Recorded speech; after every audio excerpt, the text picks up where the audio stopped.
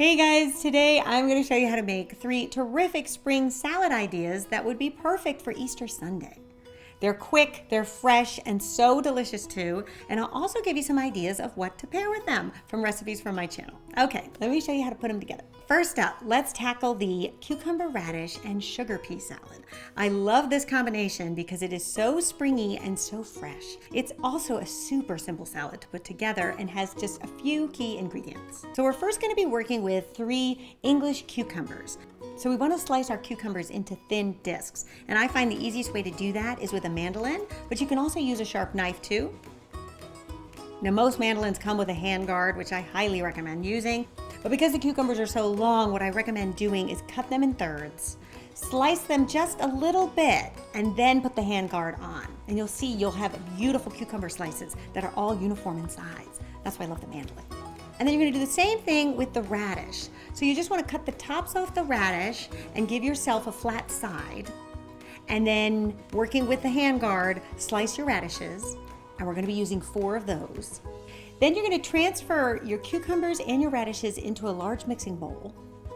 You're going to add 2 cups of sugar snap peas, a 1/4 cup of light sour cream. Now, if you can't find sour cream where you live, you could also use plain Greek yogurt, and then add some salt and pepper to taste. So for this salad, I really like to use a finishing salt like a fleur de sel, just because you'll get really nice sort of crunchy flakes of salt, which works really well with the cucumber. And then you're also going to add a tablespoon of freshly chopped dill, and then just gently toss this salad so that you don't break up the cucumbers or the radishes. And then once everything is coated with the sour cream, you can transfer to your serving platter. And then this time of year, you can find lots of edible flowers in the supermarket in the produce aisle, typically where they sell the packaged herbs. And I love to use just nasturtiums from my garden. And if you've never tried a nasturtium before, they're a wonderful edible flower that have a bit of a peppery taste to them. I like to drop them into salads, or they also look really pretty in a cocktail. But you also could use edible pansies or marigolds.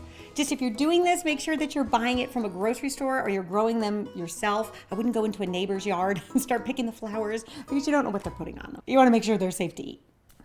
Okay, so there you have it. Salad number 1 down. And this is a salad that I think pairs beautifully with my barbecued lemon chicken recipe.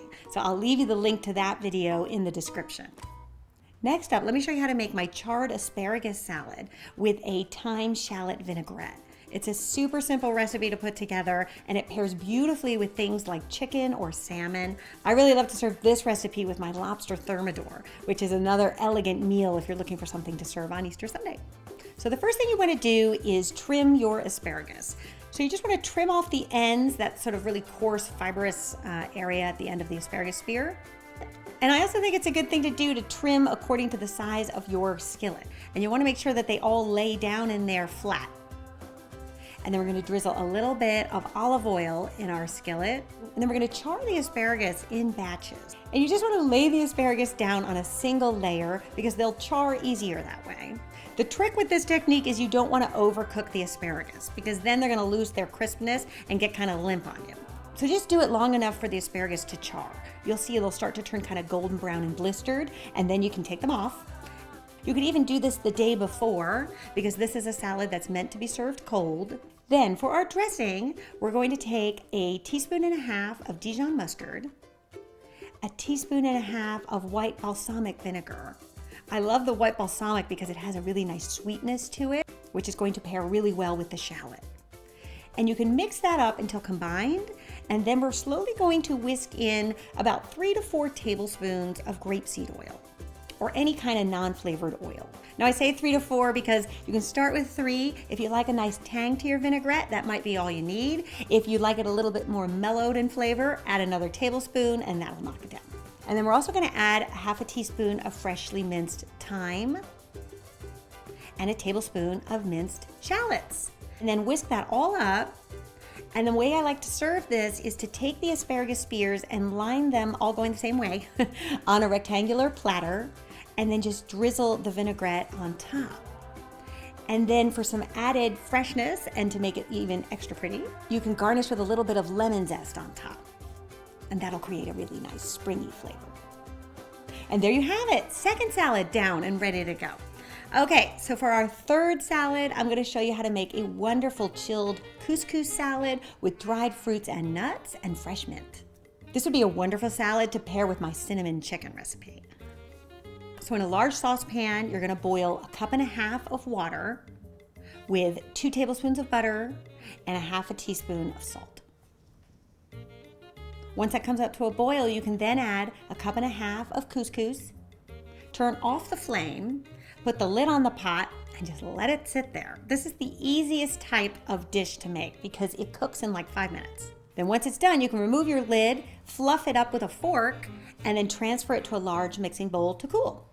And while that's cooling, we can toast our almonds. So we're gonna have 2 types of nuts in this salad. We're gonna do some almonds as well as some pistachios.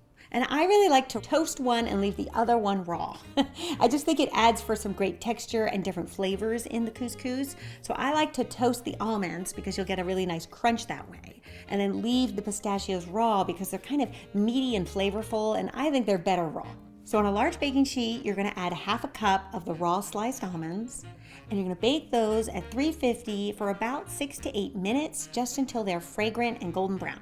Then you can pull them out and allow them to cool. And then to your couscous, you're going to add the toasted almonds, 1/2 cup of shelled pistachio nuts. Now for those of you who live in the States, you can get shelled pistachio nuts by the bag at Trader Joe's. Actually, this is a really awesome Trader Joe's salad because you can get everything you need right there. You're also gonna add 1/3 cup of dried cherries, 1/3 cup of golden raisins, and then a full 15-ounce can of garbanzo beans that you have drained and rinsed. This will just add a little bit more protein to the salad. Then you can toss this all up until everything's combined. Now, if you're not serving this right away, I would cover and refrigerate. And then right before serving, I would toss in 1/4 cup of freshly chopped mint. You'll get the best flavor that way if you chop it right before you serve it. Rather than if it sits in the fridge, it probably won't have much flavor the next day.